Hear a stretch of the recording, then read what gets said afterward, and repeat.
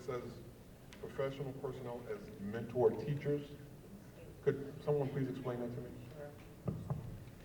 Superintendent. New York State requires all new teachers before they can be issued their license. They have to have 38 hours of mentoring. So there's a selection process that happens with the HCTA and members of the district office to select mentors for all new teachers to the district.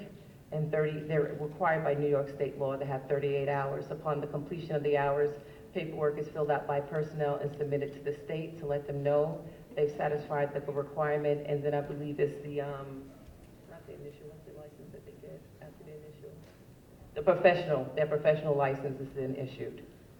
So let's say, for example, if they don't put in the 38 hours or the district doesn't provide them with the 38 hours, they will not get their professional license. Does the state So it's a state requirement. Does the state also require that these mentors are paid to do this? Is that, I don't know if it's a state requirement or a district requirement. Actually, there's a grant that the district, through the HCD has applied, and in the past, there was a grant that was provided that is supported it, but in terms, is we required to pay them for it? I don't think there's a requirement to pay them, but in the past, there have been grants that have supported it. However, those grants have not been available within the past year or two, and so the onus has fallen back on the district to take a responsibility to pay for it because it is a requirement. So there is a grant, Dr. Gilmore, and No, we've had a grant in the past that would support that to pay for the coordinators and the mentees, but at this point, the grant, we did not receive funding for that. is there a reason? I cannot speak to that. Because I'm looking at this and I understand the state requirement, but that's a lot of money that we're paying people to mentor folk that we might be able to do something else with. And that's my concern.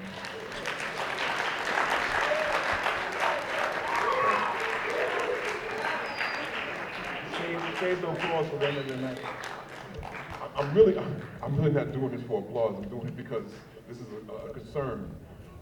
So I just thought that, when was this decision made that we were going to use our funding to pay these mentors?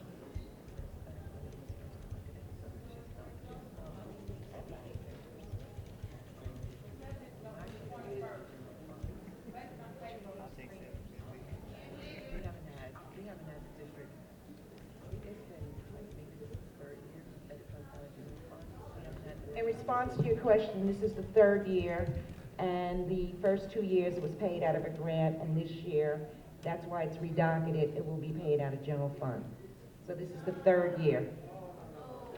And it's the first year that we're paying, right? First year that we're going to pay?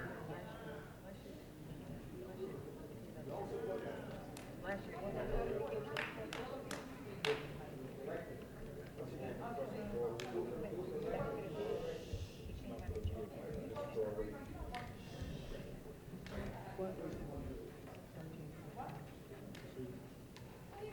How are the mentors selected?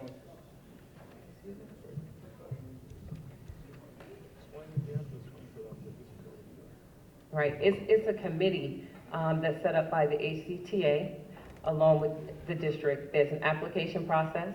You have to apply, you have to get letters of recommendation from the building principal or another administrator you worked under, as well as 2 colleagues. The information is submitted to the committee. The committee reviews all mentor applications, and then decisions are made based upon those who apply.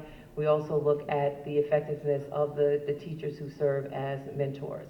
Last year, we had as you know, we had more than, I believe, 58 new hirees in the district, each requiring a mentor. And then I believe back in November, we made certain that no one mentor had more than 2 mentees. So that's the process, and it's determined by the HCTA and members of Central. Okay, Kippo, I think that we need to look at this more. We need to talk about it more before we vote on spending it. I think we need to look at this and talk about it more before we vote on it. It is a lot of money, as trustee Cook said, and it is a lot of money, and most of the decisions in our budget have been adult decisions, and there's very little there for our children, and I think that this could be used for something else.